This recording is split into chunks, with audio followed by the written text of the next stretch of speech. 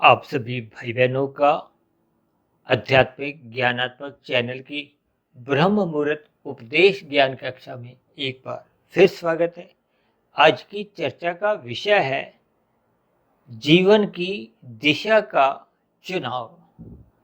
और उसके नीचे हमने देखिए एक शब्द लिखा है जिसको हमने विशेष महत्व दिया है। वो एक दशा है। देखिए, दिशा से ही एक दशा बनती है। दशा का अभिप्राय परिस्थिति से है, स्थिति से है, आपके हमारे कारण शरीर की एक स्थिति से है, जिस कारण शरीर पर आपका हमारा एक बड़ा भविष्य टिका है। बड़ा भविष्य का अभिप्राय देखिए मनुष्य योनि में मरने के बाद की जो एक स्थितियां हैं, क्योंकि शास्त्रों में तो देखिए 84 लाख प्रकार की योनियों का जिक्र आता है। अब 84 लाख प्रकार की योनियों में जो 80 लाख प्रकार की योनियां हैं वो तो निंदनीय योनियां हैं, तामसी योनियां हैं, दंड रूपी योनियां हैं। यानी कि ये जो नीचे की जो 80 लाख प्रकार की योनियों में हम कितनी ही योनियां तो अपने घरों के आसपास ही इनका एक प्रत्यक्ष अनुभव करते हैं। उनके जीवन की स्थितियों का हम आकलन करते ही हैं। भले ही देखिए मनुष्य योनि में भी हम कुछ ऐसी स्थितियां कभी कभी संसार में देखते हैं जिनका देखिए जन्म झुग्गी झोपड़ी में हुआ है, फुटपाथ पे है। उनके माता पिता देखिए एक भिक्षा के तौर पर अपने बच्चों का पालन पोषण भी करते हैं। और ऐसे कितने ही देखिए जानवर हैं जो कि एक अमीर घरानों में देखिए कारों में भी घूमते हैं। उनके खाने के लिए एक विशेष पकवान तैयार होते हैं या बाजार से मंगवाए जाते हैं। ऐसी सभी स्थितियां भी संसार में देखिए देखने को मिलती हैं। इसका मैं कहीं भी देखिए कोई खंडन नहीं कर रहा, भले ही ये बहुत ही एक कम अनुपात की होती हैं। इनको हम अपवाद भी नहीं कह सकते। ये एक अलग अलग स्थितियां देखिए प्रारब्ध की होती हैं। लेकिन फिर भी नीचे की योनियों में देखिए साधना करने का अवसर नहीं है। नीचे की योनियों में सत्वगुण बढ़ाने का कोई अवसर नहीं है। नीचे की योनियों में कोई संस्कार सुधारने की स्थितियां नहीं, और ना ही ऊपर की योनियों में देखिए हम संस्कारों में कोई परिवर्तन ला सकते हैं या साधना आरंभ कर सकते हैं। इसलिए मनुष्य योनि का एक विशेष महत्व है। महत्व का अभिप्राय देखिए, चाहे हम झुग्गी झोपड़ी में आपका हमारा जन्म हुआ है, चाहे आर्थिक स्थितियां कितनी भी प्रतिकूल हों, चाहे स्थूल शरीर के स्तर पर भी देखिए अपंगता भी हो, इन सभी स्थितियों के बावजूद भी मनुष्य योनि का एक विशेष महत्व है। हम सभी भाई बहन अपने मिले हुए जीवन में साधना करने का एक अवसर लेते हैं। अवसर का अभिप्राय क्या है कि हम कर्म योग, ज्ञान योग, भक्ति योग यानी कि योग की स्थितियों में अपने आप को स्थित करते हुए परमात्मा की नजदीकियां प्राप्त कर सकते हैं। क्योंकि परमात्मा देखिए आनंद स्वरूप सत्ता है। आनंद पाने का लक्ष्य तो देखिए सभी आत्मा को ही है, चाहे वो पशु की हो, चाहे वो पक्षी की हो। इसका अभिप्राय देखिए आनंदमय स्थिति का अभिप्राय देखिए सुख से भी लिया जाता है, जबकि तकनीकी रूप से तो देखिए परम सुख और आनंद ये एक ही स्थिति है। परम सुख का अभिप्राय क्या होता है कि जिस स्थिति विशेष में दुख का लेश मात्र भी ना हो। जबकि भगवान श्री कृष्ण जी ने तो गीता में बार बार इस जगत को दुखालय से जोड़ा है। शास्त्रों में बार बार इस बात का जिक्र आता है, त्रिविध ताप। आपके हमारे जीवन में त्रिविध ताप बने रहते हैं। स्वयं के अच्छे बुरे कर्मों का भी सुख दुख फल मिलता है, यानी कि हम जो पाप कर्म करते हैं उनके भी हमें दुख मिलते हैं। अन्य मनुष्यों के कारण जो उनको स्वतंत्रता मिली है, वो यदि गलत काम करते हैं तो उनका प्रभाव भी आपके हमारे जीवन पे पड़ता है। परिवार में एक सदस्य यदि पाप कर्म करता है, गलत व्यवहार रखता है, तो उसका प्रभाव परिवार के अन्य सदस्यों पर पड़ता है। इसी तरह प्रकृति के जो अन्य स्थितियां हैं, जो कि भौगोलिक स्थितियां हैं, प्रकृति के जो पृथ्वी जल अग्नि वायु आकाश द्वारा जो जलवायु में विभिन्न स्थितियां बनती हैं, कभी बाढ़ आ जाती है, कभी सूखा पड़ जाता है, कभी भूकंप आ गया, आंधी तूफान। ये विभिन्न स्थितियां जो जलवायु में एक देखने को आते हैं, ये भी आपको हमें दुख देती हैं। शास्त्रों में इन सभी स्थितियों को देखिए दैविक दुखों से, ताप से जोड़ा गया है। अन्य मनुष्यों द्वारा जो दुख मिलते हैं, चाहे वो कुत्ते का काटना हो, सांप का काटना हो, या अन्य मनुष्यों द्वारा भी जो प्रतिकूल परिस्थितियां मिलती हैं, इनको भौतिक ताप कहा गया है। और स्वयं के द्वारा स्वयं जो हम बुरे काम करते हैं, उनका परिणाम स्वरूप जो हमें आपको दुख मिलते हैं, प्रतिकूल परिस्थितियों में एक जीना पड़ता है, वो आपके बारे एक आध्यात्मिक ताप गिने जाते हैं। हालांकि आज हमारा देखिए जो विषय है, वो मनुष्य जोनि के एक प्रकृति के जो 3 गुणों की जो एक संग करने की जो एक स्थितियों का आपको में एक निर्णय लेना होता है, चुनाव करना होता है। देखिए चुनाव का अभिप्राय जो संसार में हम जो राजनीतिक दलों की स्थितियां देखते हैं, वो चुनाव से नहीं, चुनाव का अभिप्राय देखिए चुनने से है, संग करने से है। क्योंकि प्रकृति के जो 3 गुण हैं, तमोगुण, रजोगुण और सतोगुण, ये तीनों गुण एक कर्म में आपके हमारे जीवन में अनादिकाल से चलते आ रहे हैं। चाहे वो कलयुग हो, चाहे सतयुग हो, चाहे त्रेता और द्वापर युग हो, इन 3 गुणों के आने का क्रम कभी बदलता नहीं है। देखिए एक तो हम अंतःकरण की स्थिति, यानी कि अंतःकरण का अभिप्राय देखिए मन बुद्धि सूक्ष्म शरीर के लिए जाते हैं, और कारण शरीर में जो अहंकार तत्व द्वारा जो हमारा आपका कारण शरीर हम स्वयं बनाते हैं। देखिए कारण शरीर में धर्माधर्म संस्कार को ही कर्माशय कहा जाता है, यानी कि हम दिन प्रतिदिन जो भी क्रियाएं करते हैं, वो एक कर्म रूप में वो लिखी जाती है, उनका लेखा जोखा बनता है। देखिए शास्त्रों में विहित और निषिद्ध कर्म बताए गए। विहित कर्म का अभिप्राय जिनको शास्त्र आपको हमें एक अनुमति देते हैं, विधि विधान द्वारा वो विहित कर्म हम करने का एक लाभ उठा सकते हैं धर्म अनुसार। विधि विधान का मतलब ही धर्म से है। कहते हैं ना 4 प्रकार के जो पुरुषार्थ हैं, धर्म, अर्थ, काम, मोक्ष।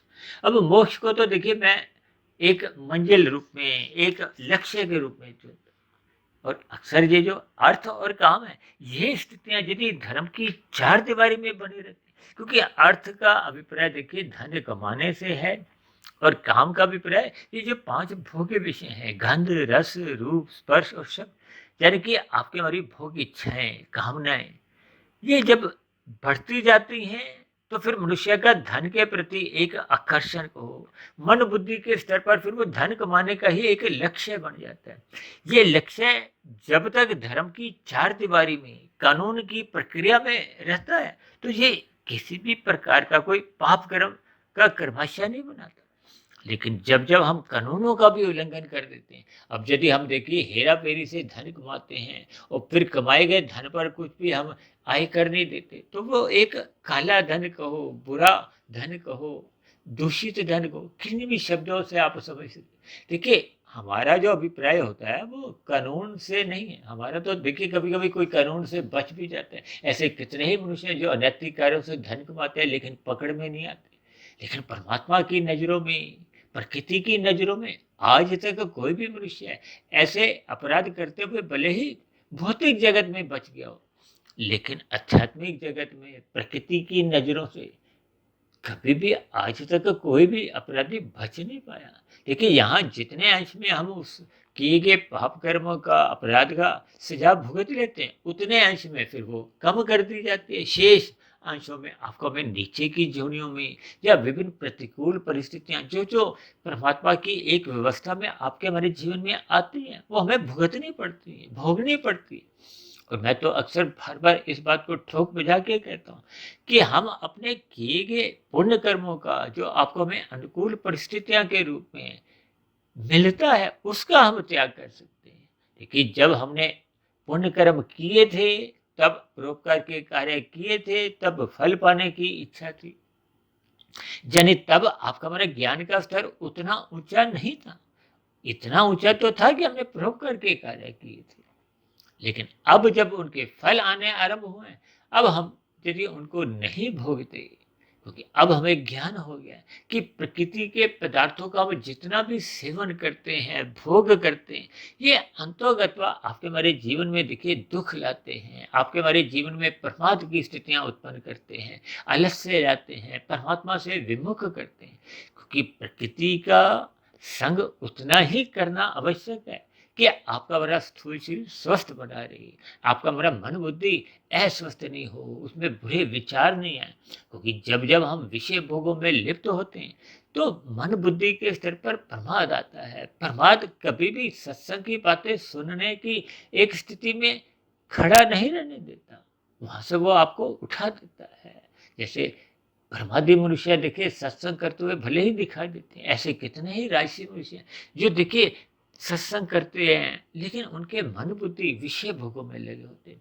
अब जब मनुष्य का धन कमाने की ओर ही झुकाव है, तो के चार बनाओ, चार के 40 बनाओ, यानी कि धन जब लाभ से लोभ की ओर जाता है तो ये रजोगुण बढ़ने लगता है, और ये लोभ जब संग्रह की प्रवृत्ति धारणा कर लेता है तो फिर ये तमोगुण में गिरता है। क्योंकि संग्रह का लक्ष्य बढ़ जाने पे फिर मनुष्य अनीतिगत कार्यों से कोई परहेज नहीं करता, कानूनों का उल्लंघन करने में कोई परहेज नहीं करता। ये सभी स्थितियां देखिए अक्सर हम अपने वीडियो में इन पर कुछ ना कुछ चर्चा करते रहते हैं। लेकिन आज हमारा जो मुख्य विषय है कि आपके हमारे जीवन की जो 3 गुण आपके हमारे जीवन में चल रहे हैं, देखिए इन गुणों से आप और हमने कैसे कैसे जुड़ना है, इसका आपको हमें चुनाव करना है। अब चुनाव करने पर ही जैसे जैसे फिर हम उनका संग करेंगे तो फिर आपके हमारे जीवन की एक दिशा बनने लगती है। देखिए हम सभी भाई बहन जन्म लेने के साथ ही कुछ प्रारब्ध की स्थितियां लेकर आते हैं। प्रारब्ध में देखिए 3 स्थितियां होती हैं, जाति, आयु, भोग। जाति का अभिप्राय तो देखिए माता के गर्भ में आते ही आपकी हमारी मनुष्य योनि निश्चित होगी, तो मरते दम तक हम मनुष्य योनि में ही रहते हैं, यानी कि एक जीवन में एक ही योनि में हम विचरण करते हैं। आयु का अभिप्राय देखिए सांसों से है। माता के गर्भ में यानी कि जन्म के साथ ही आपकी हमारी सांसें निश्चित होती हैं। अब निश्चित का अभिप्राय देखिए यदि हम सात्विक दिनचर्या रखेंगे, योग की स्थितियों में रहेंगे तो आपके हमारी निश्चित सांसें उतनी ही बनी रहती हैं या उनमें वृद्धि भी हो जाती है। जब हम योग की स्थितियों में देखिए साधना करते हैं तो आपकी हमारी सांस जो एक सामान्य गति से उससे भी कमजोर रहती है, तो हम अधिक आयु जीते हैं। और यदि हम अपने खाना पीना, उठना बैठना राशि बनाते हैं, भाग दौड़ करते हैं, हाय तौबा करते रहते हैं, यहाँ भाग दौड़ का अभिप्राय देखिए व्यायाम से नहीं है। भाग दौड़ का अभिप्राय देखिए जो रजोगुण आपका हमारा एक नियमित रहना चाहिए, अनुशासन में रहना चाहिए, उससे अधिक जब हम एक आवारागर्दी करते हैं, यानी कि विषय भोगों को पाने के लिए, अधिक भोगने के लिए हम दिन रात एक करते हुए यानी कि भाग दौड़ करते हैं, खाना पीने का होश नहीं है, केवल धन कमाने का ही एक लक्ष्य बन जाते हैं। इसी लक्ष्य में ही मनुष्य अनीतिगत कार्य कब कितने कर जाता है, मनुष्य को इसका बोध नहीं रहता। ये रजोगुण बढ़ने के कारण फिर ये तमोगुण में गिरने की स्थितियां आती है। देखिए जब जब हम अनीतिगत कार्य करते हैं, छल कपट ठगी हेरा फेरी करते हैं, यानी कि शास्त्रों में जो निषिद्ध कर्म कहे गए उनको करने मात्र से आपका हमारा पाप कर्मों का कर्माशय भी बढ़ता है। तो ये कर्माशय जो जो बढ़ता है, देखिए हम जन्म के साथ ही जो एक भोग की स्थितियां लेकर आते हैं, वो भूतकाल के मनुष्य योनियों में जो हमने कर्म किए थे, वो किए गए कर्म अभी पके नहीं थे, फल देने लायक नहीं बने थे, लेकिन अब वो पक गए हैं। जो पके हुए फल होते हैं यानी कि वो प्रारब्ध रूप में आपके हमारे भाग्य में जाति, आयु और भोग यानी कि भोग में लिख दिए जाते हैं। अब ये भोग में देखिए दुख भी होते हैं, सुख भी होते हैं, लेकिन इन किए गए कर्मों को हम केवल पुण्य कर्मों का एक त्याग कर सकते हैं, यानी कि अनुकूल परिस्थितियों को अब हम दूसरों को बांट सकते हैं, लेकिन पाप कर्मों का किसी भी सूरत में हम त्याग नहीं कर सकते। किसी भी तंत्र मंत्र टोना से इन पाप कर्मों की जो प्रतिकूल परिस्थितियों को हम समाप्त तकनीकी रूप से नहीं कर सकते। लेकिन यहाँ पर हमें आपको एक विशेष ध्यान इसलिए देना होगा क्योंकि जब जब हम देखिए संस्कारों में परिवर्तन लाते हैं, और संस्कारों में परिवर्तन केवल मनुष्य योनि में ही आता है। इस संस्कारों को परिवर्तन को हो, गुणों की जो एक दिशा जो आपकी हमारी बनती है, संघ की, चुनाव की, ये इसके ऊपर निर्भर करती है। अब जब मनुष्य ब्रह्म मुहूर्त में उठता है, साधना करता है, शास्त्रों का अध्ययन करता है, गुरुओं की आज्ञा अनुसार अपनी दिनचर्या एक व्यवस्थित रखता है, तो फिर आपका हमारा रजोगुण एक मर्यादा में रहता है। लेकिन जब जब आपका ब्रह्म मुहूर्त में उठने का एक स्वभाव बन जाता है तो फिर मनुष्य की रजोगुण की जो एक प्रवृत्तियां हैं, धन कमाने की जो इच्छाएं वो मर्यादा में रहती हैं। मर्यादा का अभिप्राय आपके हमारे जीवन के गुजर बसर से है, परिवार का पालन पोषण से है। तब ऐसी स्थिति में उसकी भोगों की इच्छाएं नहीं होती, तब ऐसी स्थिति में उसका रजोगुण मर्यादा में रहता है। और जब जब किसी भी मनुष्य का रजोगुण मर्यादा में रहता है तो फिर मनुष्य का तमोगुण में गिरने की संभावनाएं समाप्त हो जाती है। देखिए, तमोगुण में मनुष्य का तभी गिरना होता है जब रजोगुण अमर्यादित होता है।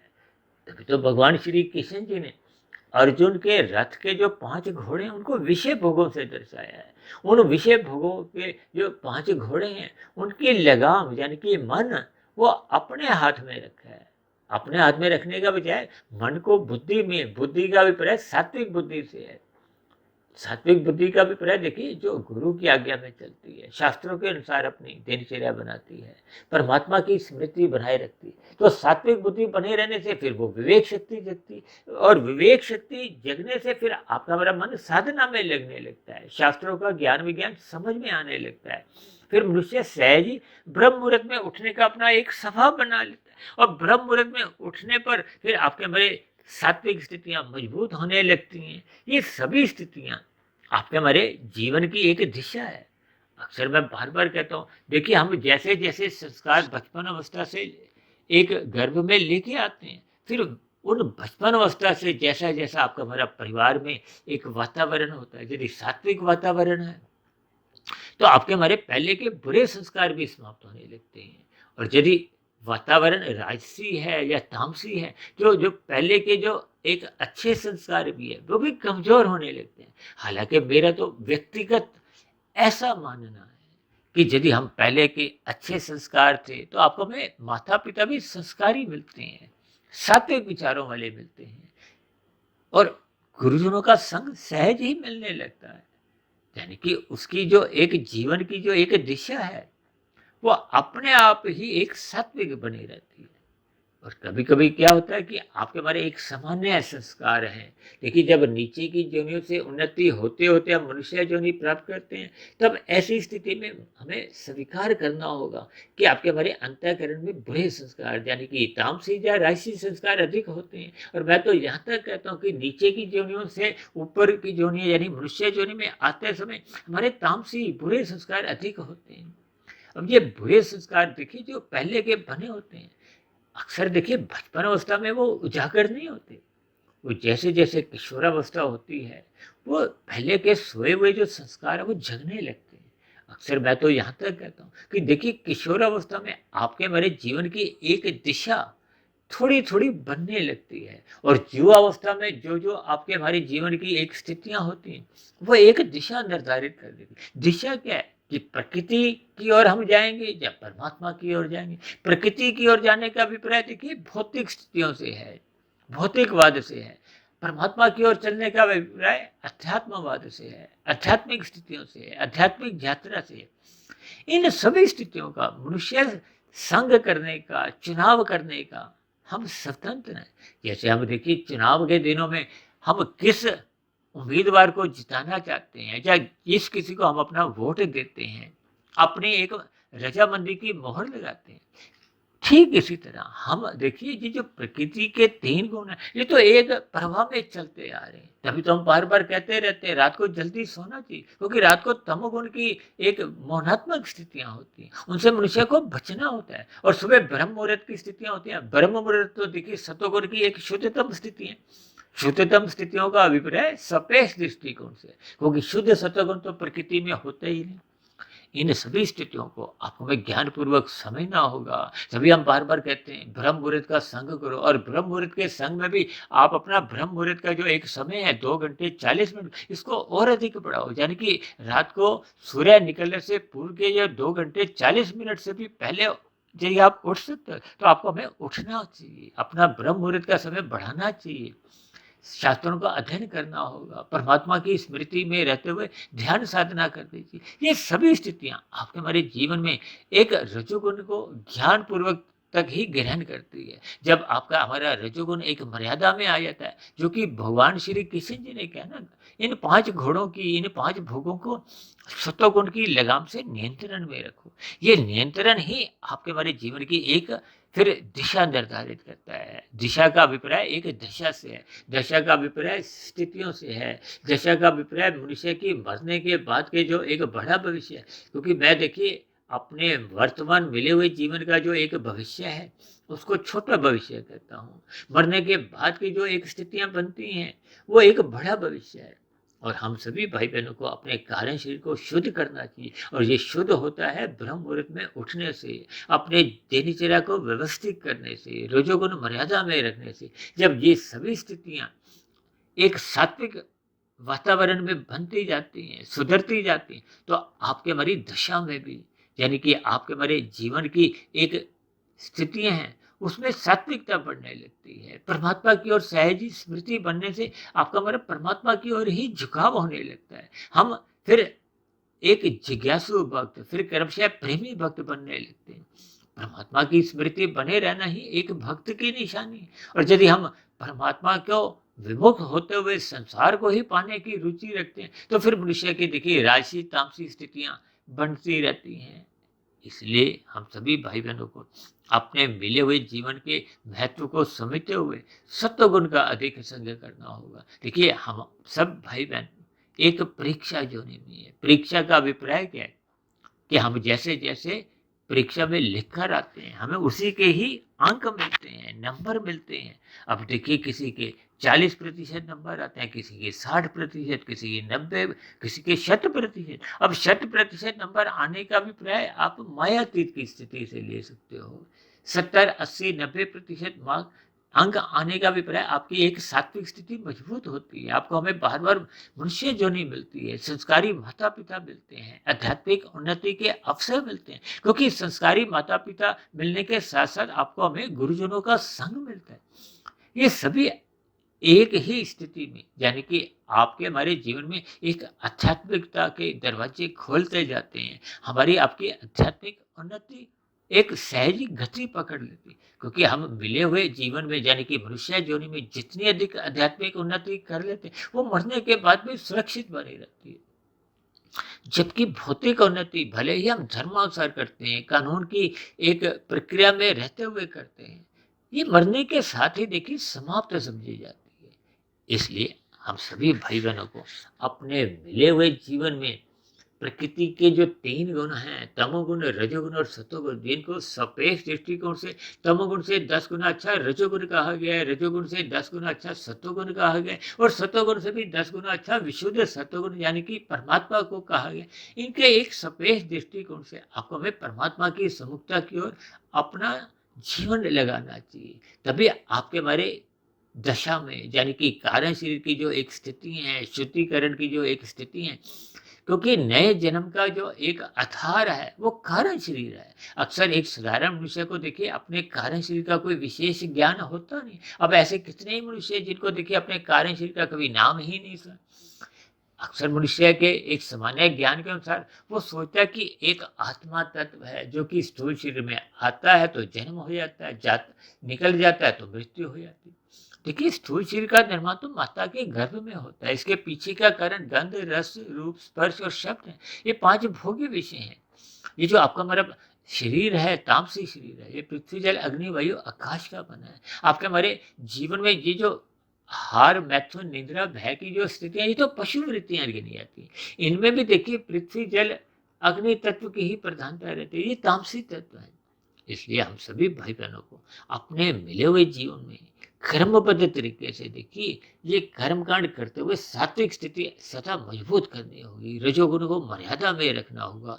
ये जो पशु वृत्तियां हैं, आहार, मैथुन, निद्रा, भय, इनसे ऊंचा उठते हुए सत्संग को ही महत्व देना होगा, साधना को ही महत्व देना होगा, ताकि आपके हमारे जीवन में आपके हमारी जो एक दशा है या कारण शरीर है उसमें क्रमशः शुद्धिकरण होता है। और मैं तो यहाँ तक बार बार जोर देकर कहता हूँ कि हमें मिले हुए जीवन में मायातीत की स्थिति को प्राप्त होना है। यानी कि ये जो आपका मोक्ष की स्थिति है, इसको मंजिल रूप में आपको हमें प्राप्त करना चाहिए।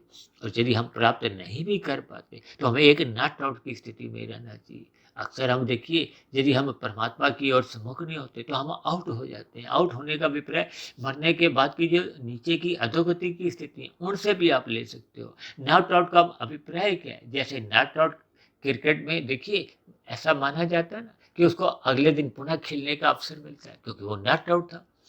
ठीक इसी तरह जब हम नॉट आउट यानी कि सात्विक स्थिति मजबूत लेकर मरते हैं, आपके हमारे कार्य शरीर में ऐसी ऐसी स्थितियां होती हैं कि हम पुनः मनुष्य योनि में ही एक जन्म लेते हैं। तो ये नॉट आउट की स्थिति है, यानी कि आपको हमें पुनः मनुष्य योनि की प्राप्ति होती है। देखिए, इन सभी शब्दों के भावार्थ समझने होंगे।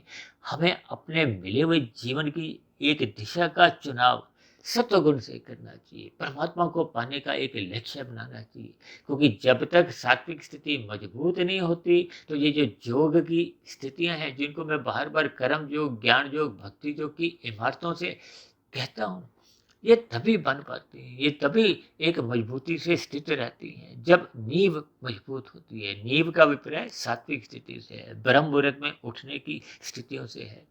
तो ऐसी सभी शुभ स्थितियां आप सभी भाई बहनों के जीवन में भी बनने लगे, ताकि मरने के बाद आपकी हमारी दशा बिगड़े नहीं, यानी कि हम अधोगति से बचें और जल्द से जल्द हम अपनी आध्यात्मिक उन्नति को पूर्ण दिशा देते हुए ये जन्म मरण के बंधन से भी मुक्ति पा जाए। लेकिन ये सभी स्थितियां उस स्थिति विशेष के गुण का संग करने पे ही एक बनने की एक स्थितियां बनती हैं, जब मनुष्य सत्व गुण का संग करता है। देखिए, आज समाज का जो एक युवा वर्ग है, उसमें तो रजोगुण एक अमर्यादित होता जा रहा है। उसकी विषय भोगों के प्रति लोलुपता बढ़ती जा रही है।